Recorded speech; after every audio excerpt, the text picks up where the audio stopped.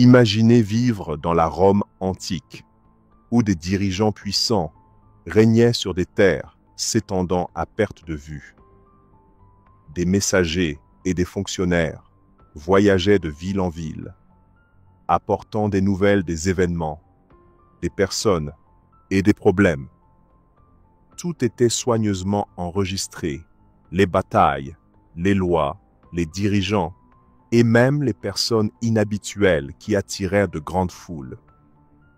L'une de ces personnes était Jésus de Nazareth. Il était différent. Les gens se rassemblaient partout où il allait, écoutant ses paroles et observant ses miracles. Certains l'aimaient, certains le craignaient, et d'autres voulaient qu'il disparaisse. Parmi ceux qui l'ont vu se trouvait un fonctionnaire romain nommé Aurelius Lentulus, un homme chargé de rapporter les événements importants à l'empereur Tibère. Lentulus a vu Jésus de ses propres yeux et a été si étonné qu'il a écrit une lettre à Rome pour le décrire. Il a écrit sur l'apparence de Jésus, comment il se comportait et comment les gens réagissaient à son égard. Cette lettre est l'une des très rares descriptions anciennes de l'apparition de Jésus.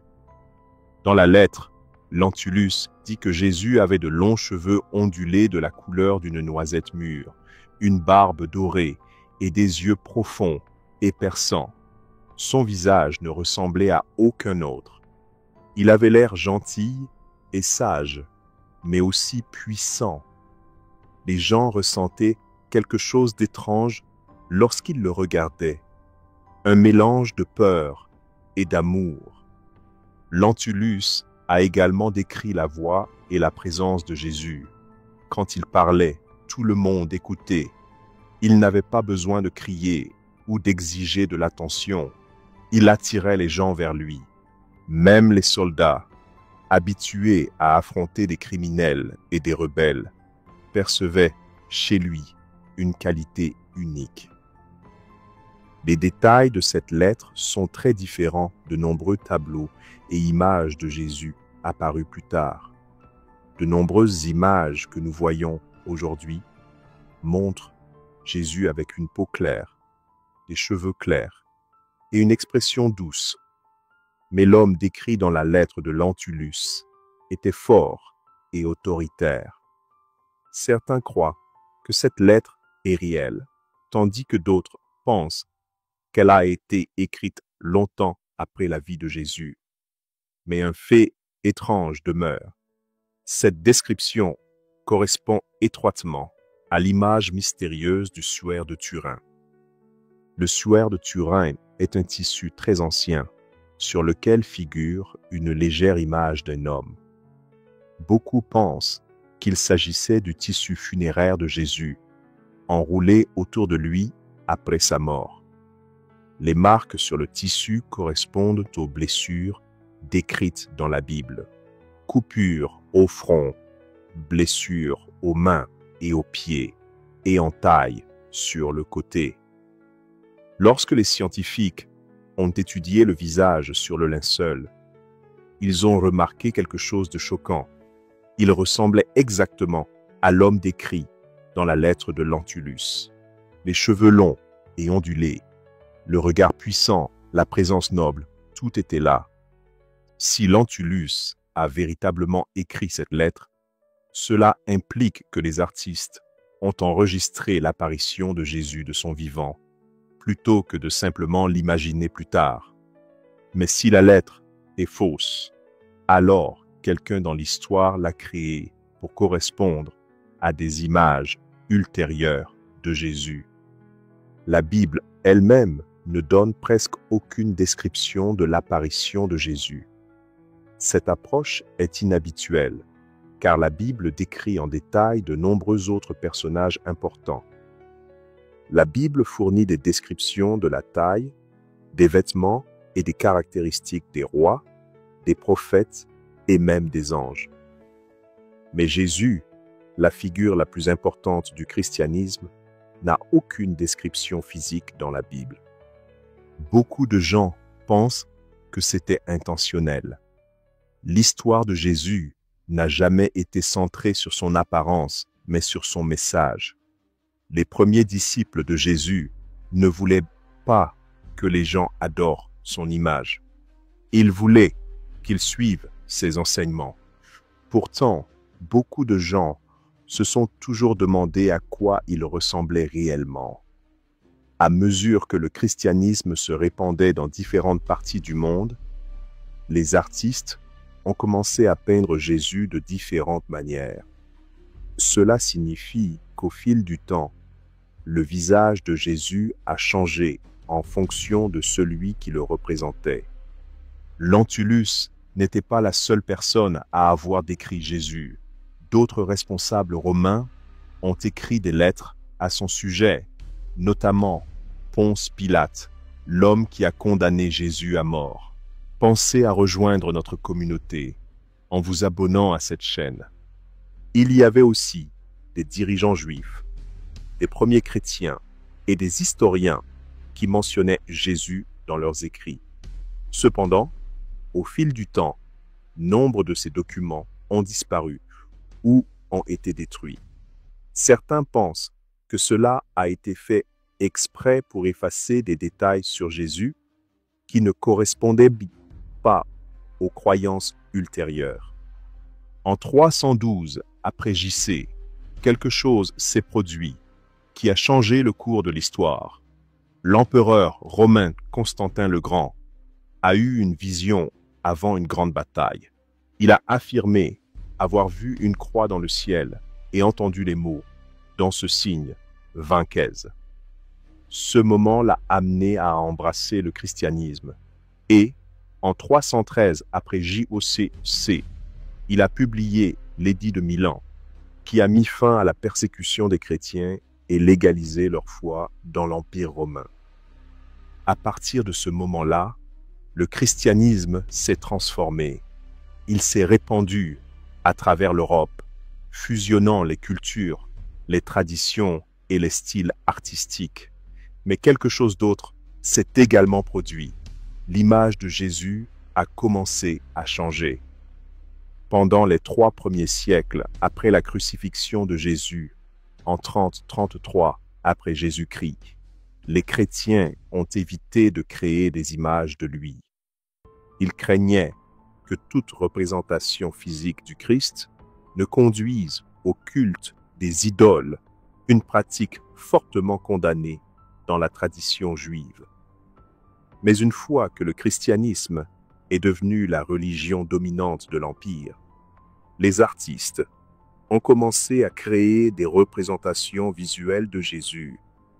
Et au fil du temps, son apparence a été modifiée pour correspondre aux idéaux des différentes civilisations. Dans le style d'un rapport officiel romain, la lettre de Lentulus présente une description de Jésus. La lettre affirme que Jésus avait des cheveux châtains ondulés, des yeux bleu-gris perçants, un visage fort et noble, et une présence imposante. Mais cette représentation est très différente de la manière dont les premiers chrétiens le représentaient à l'origine.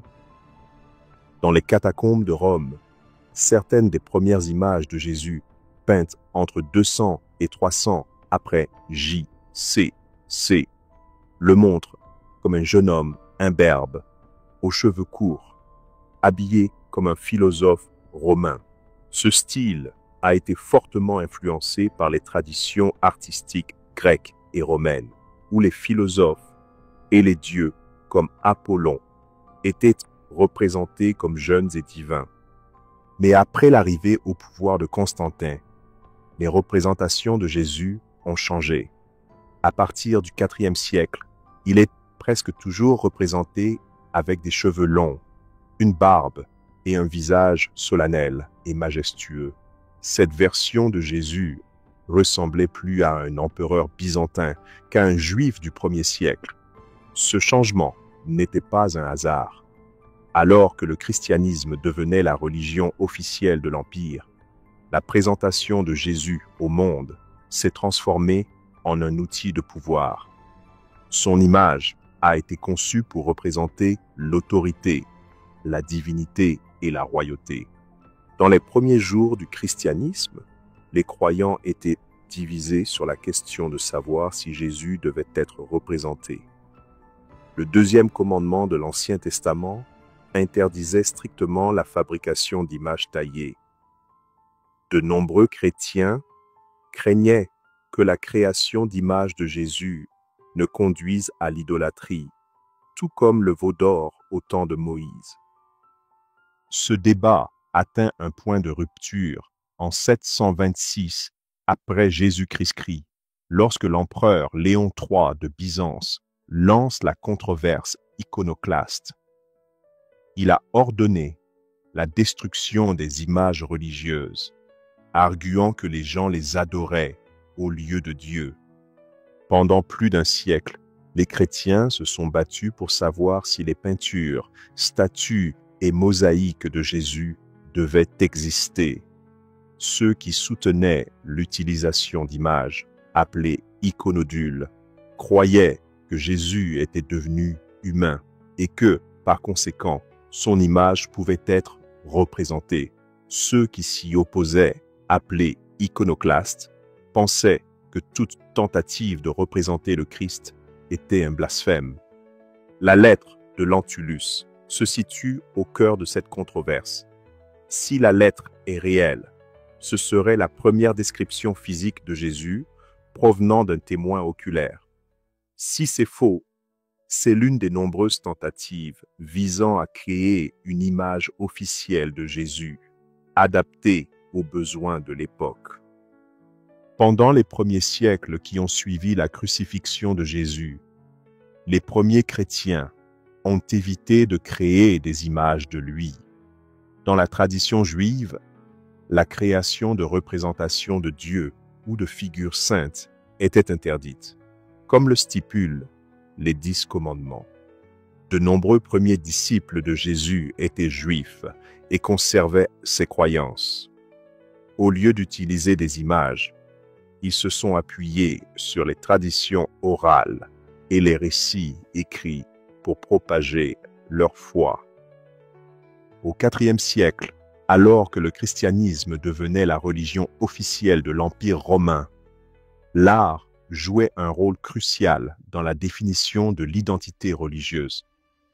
Pour un empire aussi vaste que Rome, contrôler l'image de Jésus signifiait contrôler la foi elle-même. Les artistes ont commencé à représenter Jésus, non seulement comme un enseignant ou un prophète, mais aussi comme un dirigeant divin, ressemblant aux empereurs romains. L'Empire byzantin a perfectionné cette image. Dans les mosaïques et les peintures religieuses, Jésus était représenté avec un halo doré, des robes royales et une expression sévère et majestueuse. Cette version de Jésus s'alignait sur l'autorité de l'Église, le présentant comme un dirigeant tout-puissant plutôt que comme un humble charpentier de Galilée. Le Moyen Âge connaît un autre changement. À mesure que le christianisme se propageait à travers l'Europe, différentes régions ont adapté l'image de Jésus à leur propre culture. Dans de nombreuses peintures de cette période, Jésus était représenté avec une peau claire, des traits délicats et des caractéristiques européennes. Ces représentations ont contribué à rendre le christianisme plus familier et accessible à différentes sociétés, mais elles ont également déformé la réalité historique. Durant la Renaissance XIVe et XVe siècle, des artistes tels que Léonard de Vinci et Michel-Ange ont créé certaines des représentations les plus célèbres de Jésus. Ces chefs-d'œuvre présentaient une version idéalisée du Christ, mettant l'accent sur la beauté, la sérénité et la perfection divine. Bien que ces œuvres restent influentes, elles sont basées sur une interprétation artistique plutôt que sur des faits historiques. La lettre de Lentulus, cependant, raconte une histoire différente, une représentation de Jésus qui ne correspond pas aux représentations européennes ultérieures. Cette version de Jésus reflète les caractéristiques physiques d'un homme du Moyen-Orient, plus proche de ce à quoi il aurait réellement ressemblé au premier siècle. Dans différentes civilisations, les figures religieuses ont été remodelées pour refléter les traditions locales et les valeurs sociétales. Ce phénomène n'est pas propre au christianisme. En Afrique, les représentations de Jésus mettent souvent l'accent sur une peau plus foncée et des traits africains, renforçant l'idée que le message du Christ est universel et non lié à une seule ethnie.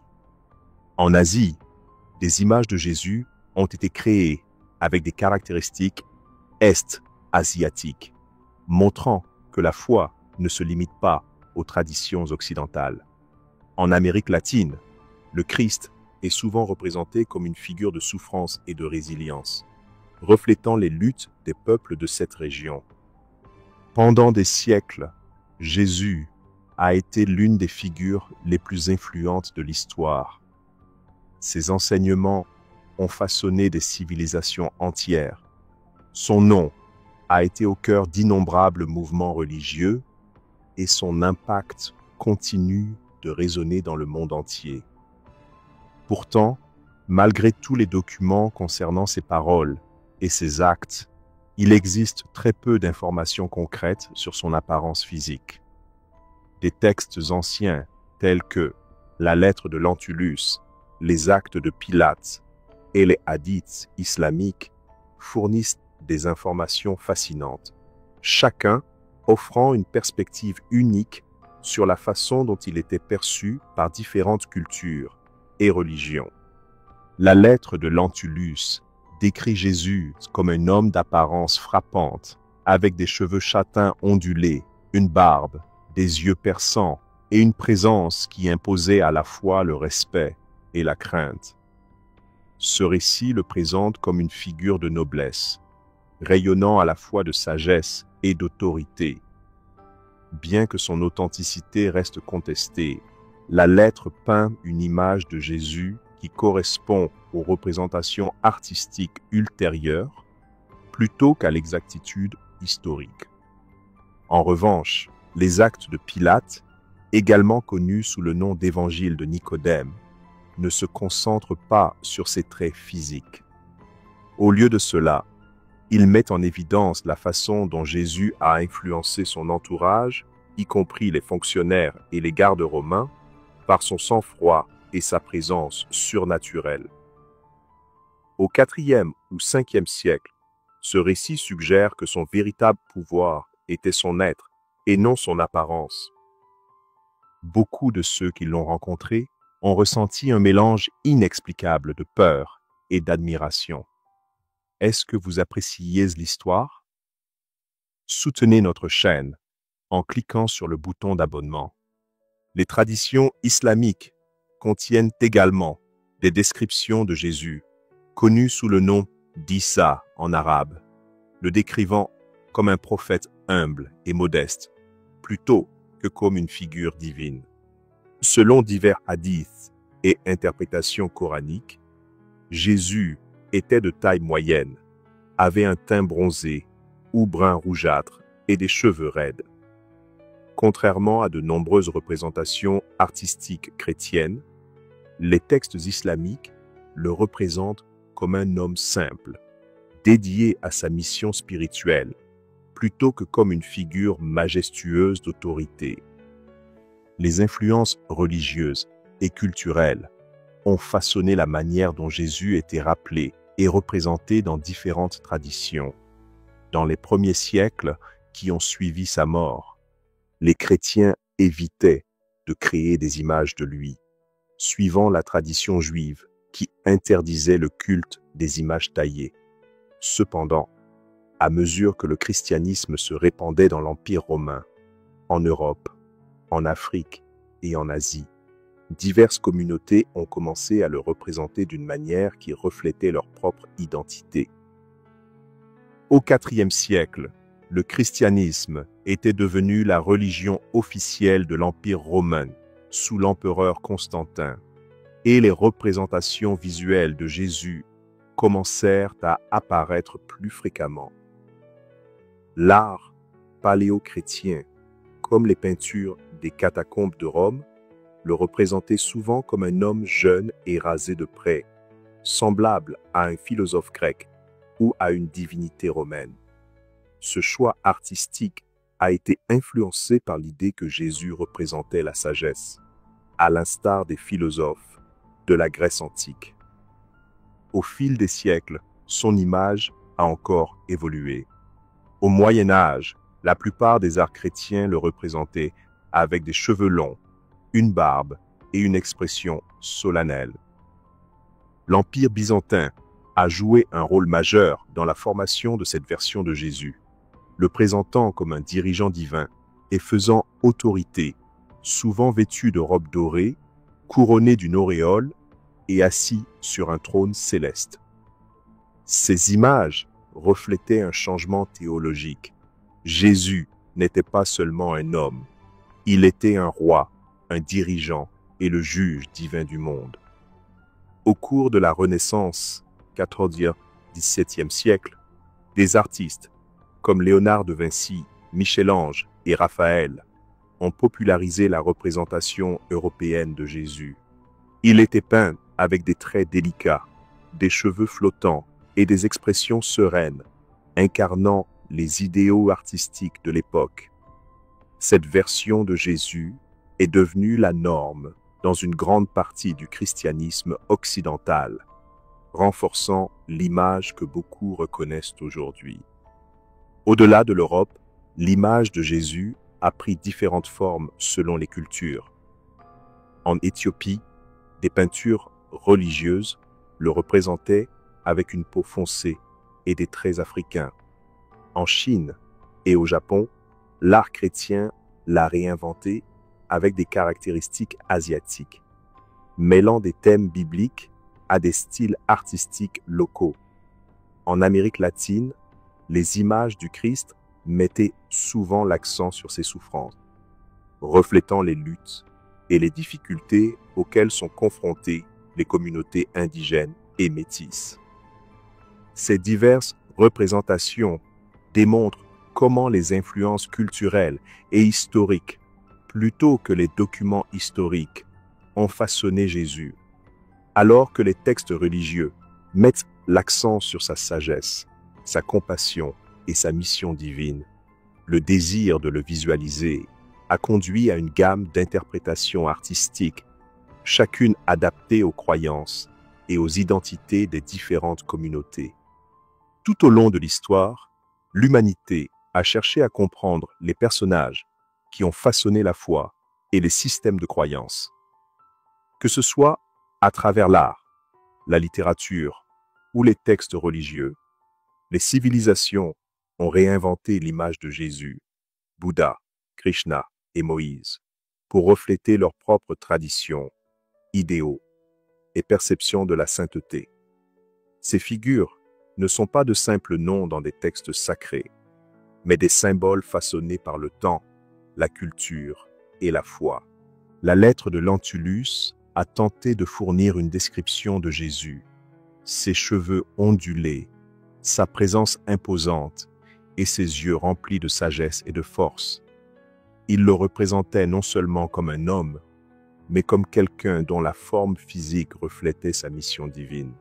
Qu'elle soit réelle ou fabriquée, la lettre reflète un désir humain de voir, de comprendre et de se connecter avec le divin. D'autres documents historiques, notamment les actes de Pilate et les hadiths islamiques, révèlent en outre comment différentes traditions ont façonné l'image de Jésus. Certaines sources soulignent son humilité et sa simplicité, tandis que d'autres le décrivent comme une figure majestueuse et autoritaire.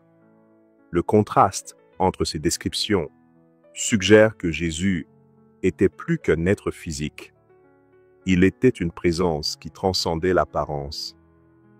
À travers les différentes confessions, l'image des chefs religieux a évolué, influencée par les changements politiques, les interprétations artistiques et les besoins de ceux qui les ont suivis. Autrefois représenté comme un simple ascète, le Bouddha est devenu plus tard une figure magnifique et ornée de temples dorés. Krishna, initialement décrit comme ayant la peau foncée, est devenu une divinité aux teintes bleues pour symboliser son essence divine. L'art religieux occidental a souvent réimaginé Moïse, historiquement associé à l'héritage du Moyen-Orient, en patriarche européen. Si vous avez apprécié cette histoire, pensez à cliquer sur Super. Merci. Votre soutien nous aide à donner vie à davantage de sujets comme celui-ci. Ces transformations mettent en lumière une idée profonde. Les représentations de personnages religieux reflètent souvent la foi et le sens, plutôt que l'exactitude historique. Pendant des siècles, les gens ont adapté, remodelé et réinterprété leurs chefs spirituels pour les adapter à leur époque, à leur culture et à leurs liens personnels avec le divin. La foi n'exige pas une représentation physique exacte de ces personnages centraux. Ce qui compte, c'est la sagesse, les enseignements et l'impact qu'ils ont laissé derrière eux. La quête pour définir à quoi ressemblait Jésus ou toute figure religieuse est finalement moins importante que de comprendre ce qu'ils représentaient. Leur influence perdure, non pas à cause de la façon dont ils ont été dessinés, peints ou sculptés, mais à cause de ce qu'ils ont enseigné et de l'héritage qu'ils ont laissé derrière eux. Pendant des siècles, les civilisations ont débattu, modifié et réinterprété l'identité de Jésus, la lettre de Lentulus, les actes de Pilate, les récits islamiques et d'innombrables représentations artistiques offrent tous une pièce du puzzle, mais aucun ne peut prétendre détenir la réponse définitive. Ce qui reste indéniable, c'est que Jésus, quelle que soit la manière dont il a été décrit physiquement, a changé le monde. Le véritable pouvoir des personnalités religieuses ne réside pas dans leur image, mais dans la manière dont elles inspirent et transforment la vie. Les enseignements de Jésus continuent de guider des millions de personnes, tout comme la sagesse de Bouddha, de Krishna et de Moïse continue d'influencer ceux qui les suivent. Qu'ils soient représentés comme une icône européenne, un sage asiatique ou un prophète du Moyen-Orient, le message de compassion, de justice et de foi de Jésus reste inchangé. L'identité religieuse est plus qu'une image. C'est un lien avec quelque chose de plus grand que l'histoire, l'art ou la croyance personnelle. Le fait que tant de cultures aient remodelé leur chef spirituel pour qu'ils correspondent à leur propre identité prouve seulement que la foi est quelque chose de profondément personnel, mais en même temps universel. Merci d'avoir regardé. Rejoignez notre communauté en vous abonnant à cette chaîne. Jusqu'à la prochaine vidéo.